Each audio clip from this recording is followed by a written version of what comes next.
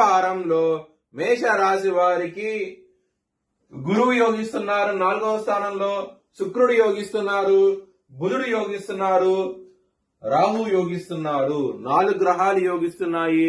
మిగతా గ్రహాలు వ్యతిరేకత ఫలితాలు ఉన్నాయి.